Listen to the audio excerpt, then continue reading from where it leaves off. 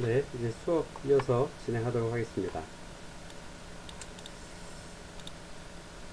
자, 아까 말씀드린 것처럼 콜라의 그런 청량음료들의 그주 원료가 물이 주 대부분이었다라고 말씀을 드렸고요. 그래서 이러한 물을 많이 사용하는 기업들이 어떤 그 사회적인 어떤 문제를 일으켰고, 왜냐하면 말씀드린 것처럼 농약이나 동류, 독성분을 지닌 어떤 잔류 물질이 남아있다라는 게 문제가 됐고, 그러한 어떤 사회 전체적인 어떤 원인들을 파악을 해보니 오염된 물을 사용을 하는 게 가장 큰 문제였다는 거고, 또 그런 것들이 지역 사회에서 전체를 그 생산하는 거에 비해서 소모되는 양을 따져보니 생활용수나 물론 이제 지역 주민들의 삶에서 농업도시다 보니까 농업용수로 전체적인 물의 소모량은 많지만 그 중에서 생산에 참여하는 사람 수 대비 그, 그 어떤 물 소요량을 비교해 보면 실제로 코카콜라나 이런 그 청량음료 공장들이 물을 단위 생산을 위한 소모량이 농업이나 이런 거에 비해서 월등히 많았다라는 거죠. 그래서 그런 것들에 대한 어떤 그 정부 차원의 조사를 통해서 청량음료 공장도 가동을 중단시키고 또 새로운 공장을 설립하는 것도 허가를 내주지 않고 또 못하게 어떤 금지 조치를 하고요. 또 청량음료에 대한 판매도 제한하고 또 소비자나 시민단체들이 그런 코카콜라나 펩시콜라 같은 청량음료에 대한 판매 그 다음에 이제 소비 제한들을 어떤 그 사회적인 운동으로 대대적인 사회운동으로 저항운동을 하게 되었고요.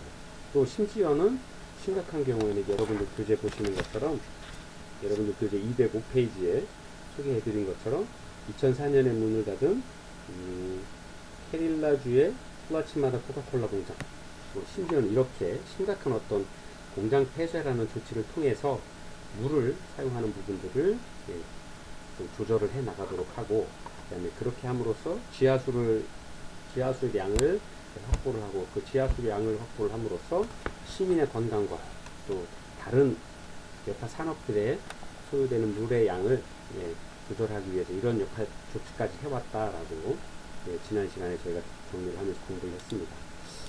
자, 과연 그렇다라고 그러면 물이 부족한 원인이 지하수의 수위가 급격히 낮아지면서 전체적인 우리가 가용할 수 있는 물의 양이 줄어드는 거고, 또 그러다 보니까 그러한 지하수의 물이 양이 부족하다 보니 잔류 물질들의 독성이 남게 되는 거고, 이러한 것들로 음료를 만들어서 판매를 하다 보니까 그 음료에서 잔류 독성 물질이 검출이 된 거고, 그게 유독 인도란 나라에서 생산되는 공장들에서 생산되는 청량 음료들이 그런 어떤 문제들을 함유하고 있었다라고 이야기를 하고 있는 거죠. 자, 그렇다고 그러면 과연 이 물 부족한 게 코카콜라 공장이나 펩시콜라 공장 같은 청량음료 공장이 와서 그런 공장들이 가동을 하게 되어서 그런 거냐 하는 거를 한번 따져볼 필요가 있다라는 거죠. 그래서 그 미국의 미시건 대학에서 코카콜라에 제안을 했다라고 합니다.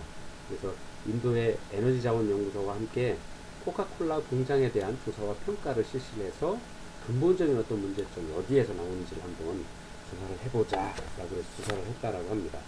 그래서 여러분들 교재 206페이지를 한번 잘 보시면 잘 설명이 되어 있습니다. 그 인도의 코카콜라 공장 50여 개 가운데서 6개 공장에 대해서 조사가 이루어졌다라고 합니다. 그래서 미시건 대학과 인도 에너지 자원 연구소 함께 해서 그다음에 코카콜라와 함께 50개 공장 중 6개 공장을 조사를 했다라고 하고요. 물 부족 문제로 극심한 갈등을 겪었던 세계 지역 가운데 하나인 칼라데라 지역 공장도 포함을 했다라고 하죠. 그래서 코카콜라가 그 칼라데라 공장이 2000년에 가동을 시작을 했다라고 하는데, 이미 그 시기에서 아까 그 지하수표 밑에 표에 나와 있는 것처럼 2000년대에 지하수가 급격하게 줄어들기 시작을 하는 시기가 간이 이제 맞춰져 가고 있는 거죠. 그래서 중앙정부가 그 전부터 벌써 지하수에 채워지는 양보다 뽑아서 사용하는 양이 더 많아지기 때문에, 급격하게 지하수의 수위가 낮아지고 있기 때문에 이런 것들을 지하수를 너무 많이 채취하지 않도록 중앙정부 차원에서 어떤 정책들을 펴나가기 위해서 경고를 했던 지역이라고 합니다. 그래서 여러분 그 표에 보시는 것 좀 잘 이해하실 수 있을 것 같고요. 그렇지만 코카콜라도 이러한 것들을 알고 있었음에도 불구하고 이렇게 무분별하게 사용했다라는 것, 무분별하게 지하수를 채취해서 사용을 했다, 소모했다라는 그 비난에서 자유롭지는 않았던 것 같습니다. 그래서 다만 코카콜라에서는 그 208페이지 잘 설명되어 있는 것처럼 코카콜라도 어느 정도 이 사실을 지하수가 급격하게 수위가 줄어드는 그런 지역이었고 그 공장에 위치한 지역이 그렇지만 자기네는 인정을 했지만 다양한 허가 요건을 갖춰서 주정부의 승인을 받았고 법적 절차를 거쳐서 했기 때문에 그 지하수 채취가 지역사회 문제를 일으킬 수 있다라는 것에 대해서는 자기네들도 정보가 좀 많이 부족해서 그러한 일들을 원인에 하나 있었다라고 이야기를 합니다. 그러면서 이 공당조사 연구에서 이런 결과를 내게 되는 거죠.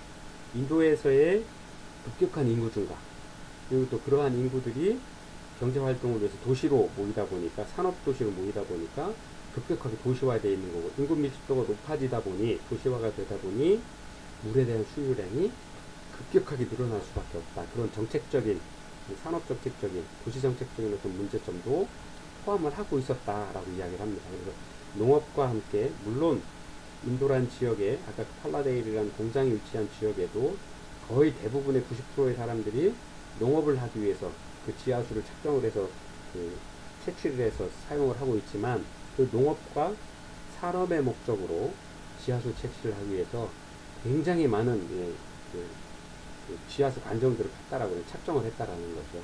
그래서 이러한 것이 코카콜라에서도 그러한 활동들이 많이 일어나서 지하수가 급격히 줄어들고 있는 지역에 물이 부족한 지역에 자기네가 공장을 설립을 해서 물을 코카콜라를 만들기 위해서 90%의 물을 원재료의 90%가 물이 들어가니까 그 들어가는 원재료를 채취하기 위해서 지하수를 채취를 했다라는 게 인정을 하면서 나라에서 인도 주정부에서 우리한테 그런 우리의 조건을 다 알고서 허가를 낸 거기 때문에 자기네가 정보를 몰라서 그랬던 것이 고의성은 없었다라고 이야기를 하게 됩니다. 그래서 코카콜라에서는 이어서 그러한 어떤 그 정책 때문에 우리 기업의 입장에서는 기업의 사회적인 책임을 다하기 위해서 코카콜라에서 이제 물 관리 정책들을 실행을 하게 됩니다. 물론 이렇게 나오기까지가 뭐 기업에서 바로 뭐 우리가 그럼 앞으로 물 관리 잘하겠습니다 하지는 않았겠죠.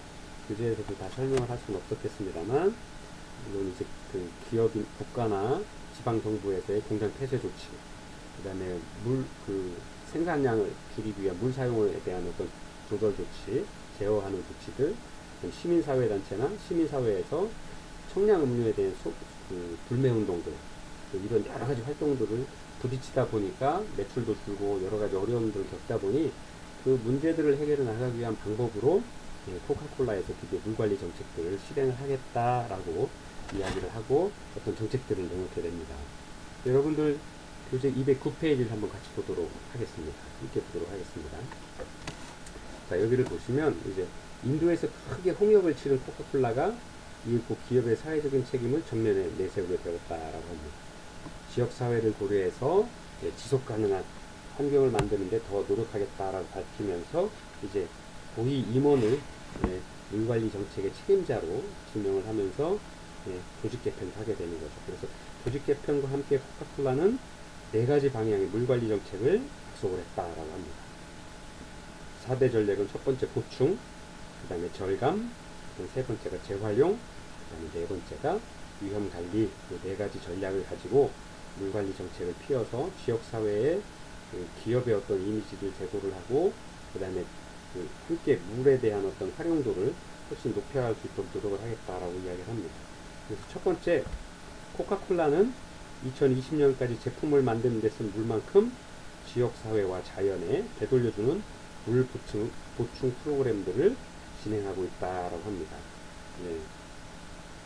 그 다음에 두 번째, 제품을 만드는 데 필요한 물을 줄이기 위해서 열심히 노력하겠다. 그래서 생산에 들어가는 물들을 줄이기 위해서 하겠다라고 하는 거고요. 그 표에 보시는 것처럼 코카콜라 제품 1리터당 필요한 물 사용량에 대해서 변화를 계속 지속적으로 줄여나가고 있다라고 합니다.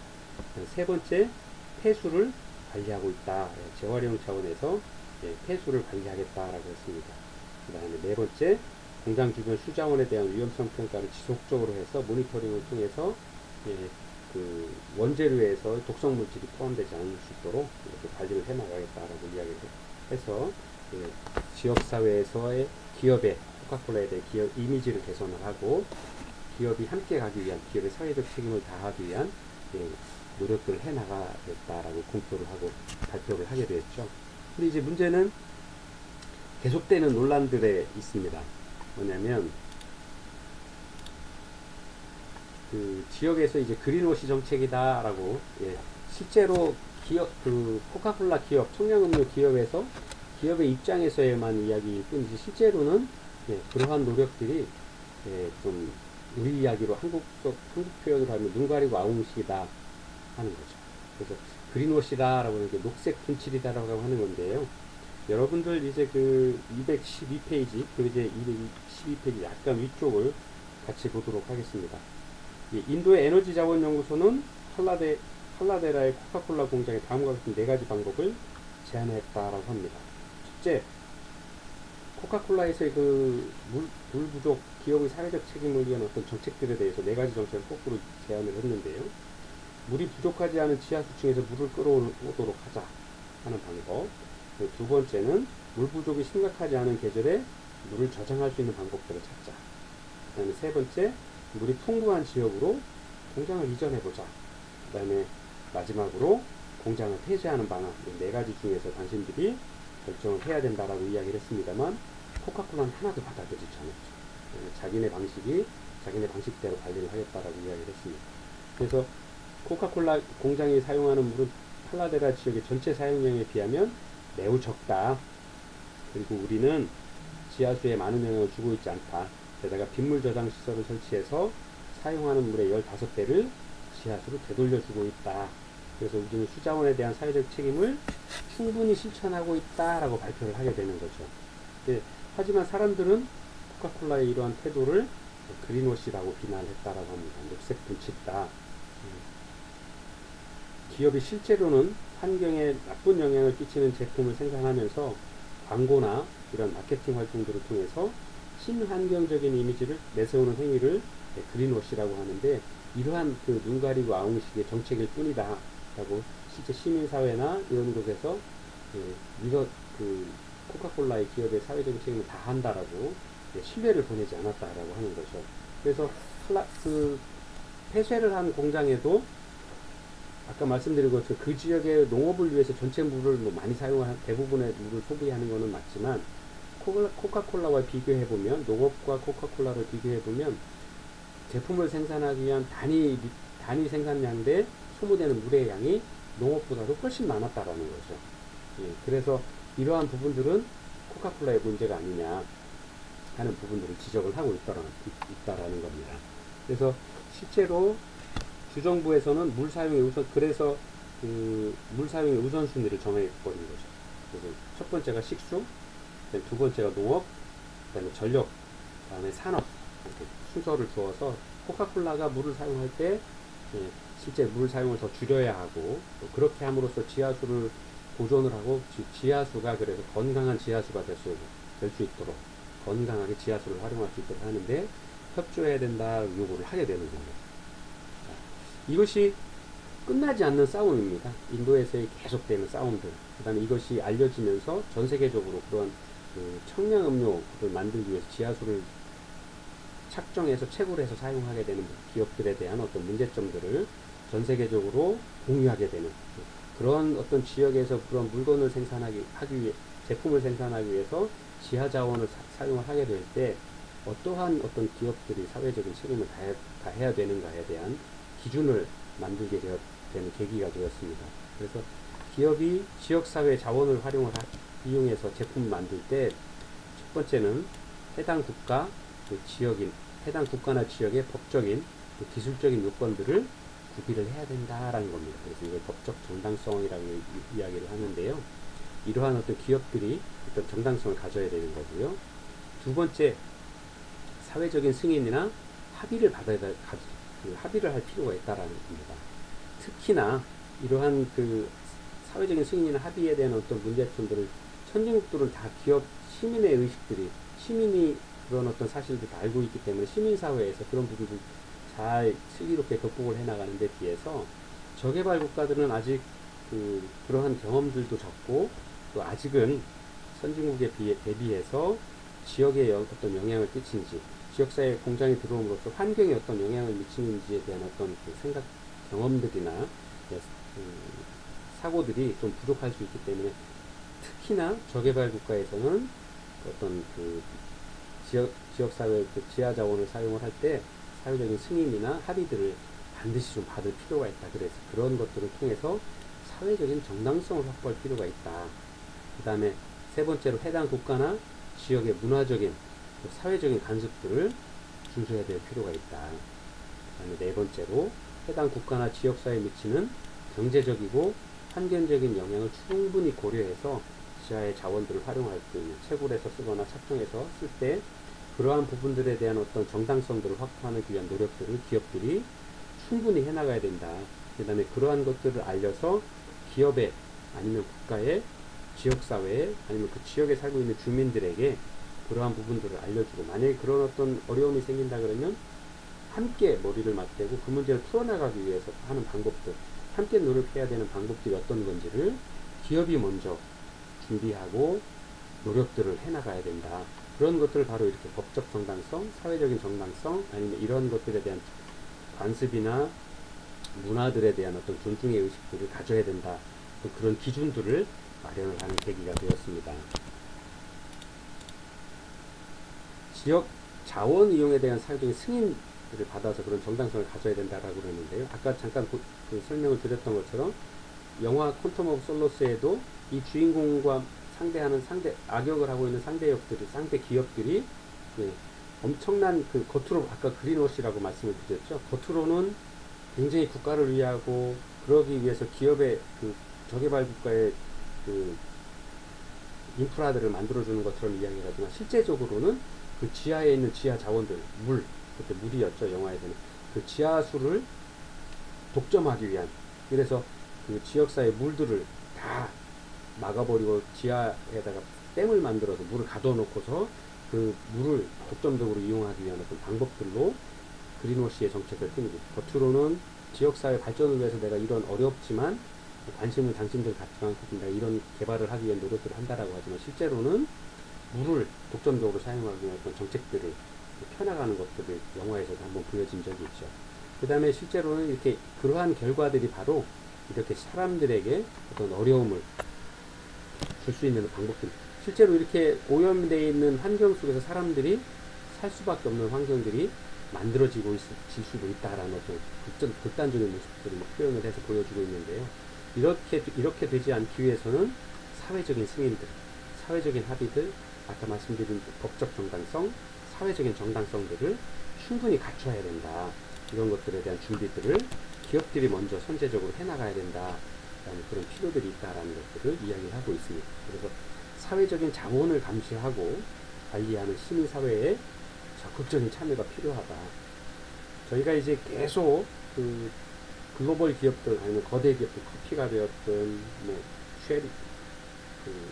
원유를 생산하는 쉘도 그렇고 여러 가지 기업들을 저희가 사례들을 보면서 노동에 관한 문제, 환경에 관한 문제, 이제 지하 자원에 관한 문제를 같이 사례를 공부를 하고 있는데요. 이러한 사례들이 기업은 단순하게 생존하고 기업의 이익을 최대한 뽑아내기 위해서 이러한 부분들에 소홀해질 수밖에 없다라는 거예요. 사회적인 정당성, 법적인 정당성, 아니면 사회적인 승인들, 먼저 살고 있는 그 원주민들의 삶을 보호하고 보존하기 위한 환경의 보호의 문제들은 좀 소홀히 하고 등한시할 수밖에 없는 그런 어떤 생태적인 근원적인 어떤 문제를 가지고 있을 수 있다라는 거죠. 그래서 그러한 문제들을 잘 극복해 나가기 위해서 사회적인 자원들을 잘 감시하고 또 관리할 수 있는 어떤 시민사회들, 그다음 시민들, 그 다음에 그런 경험을 가진 많은 사람들이 관심을 가지고 적극적인 참여를 통해서 우리 환경의 문제와 지역사회 주민들이 기업과 함께 공생해 나갈 수 있는 그런 문제들을 제기하고 이런 문제들의 합의점을 도출해서 함께 공생할 수 있는 어떤 그런 방법을 찾아가기 위해서 반드시 참여가 필요하고 이러한 것들에 대한 관심을 많이 갖는 게 필요하다. 그런 계기가 만들어진 게 바로 코카콜라와 코카콜라가 인도 공장에서의 독성물질 함유에 대한 잔류 청량 음료에 대한 문제를 제기를 하게 됨으로써 이런 문제들의 사회적인 합의에 대한 문제들을 글로벌하게 전 세계 많은 기업들과 그 지역 주민들이 이해하는, 공유하게 되는, 정보를 공유하게 되는 계기가 되었습니다. 그래서 이러한 참여들이 많이 필요하게 되었다라고 말씀을 드리면서 모든 수업을 마치도록 하겠습니다. 그 다음에 우리가 이러한 그 생활과 경제 시간에 이런 그 기업의 사례들, 그 다음에 기업들이 물론 뭐 훌륭한 기업들, 현명하게 대처하는 기업들도 많이 있을 겁니다. 그런 기업들도 있을 거지만 그렇지 않은 기업들도 있어서 이러한 기업들을 잘 감시하고 또 지역사회에 공생할 수 있도록 유도하기 위해서는 바로 우리 시민사회들이나 아니면 의식 있는, 또 저희가 이제 예비 사회복지사로서 이러한 사례들을 공부하게 되는 건 이런 지역사회의 어떤 문제들도 남아들 수밖에 없는 거고, 그게 꼭 지역사회뿐만 아니라 아니면 국가적인 문제가 될 수도 있는 거고요. 아니면 전 지구적인 어떤 문제가 될 수도 있을 건데, 과연 그러한 문제들에 노출되어 있는 클라이언트들, 어떤 사회적인 약자들, 아니면 그러한 분들을 만났을 때 과연 우리가 어떤 생각을 가지고 어떠한 역할들을 해 나갈 수 있을 것이냐.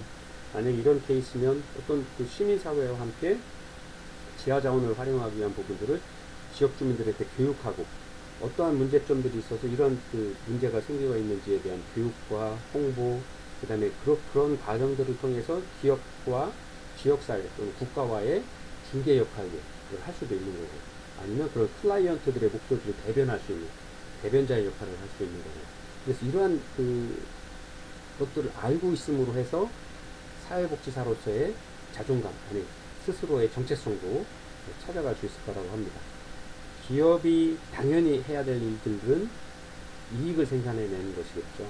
다만 그 이익을 생산하는 것이 또 다른 사회적인 약자를 만들어내게 된다거나, 아니면 또 다른 어떤 그 문제가 되는 그 클라이언트들을 만들어낸다라 그러면 그 클라이언트와 사회적인 약자를 보호하기 위한 활동들도 함께 반드시 같이 이루어져야 된다라는 거죠. 그러한 부분들이 그런 것들을 통해서 공생할 수 있고 공존할 수 있도록 그런 어떤 시각들을 키우는 어떤 계기가 이런 시간들을 통해서 시각들을 갖는 시간들이 되었으면 하는 바람입니다. 긴 시간 수고하셨고요. 다음 주에 또 뵙도록 하겠습니다. 수고 많으셨습니다.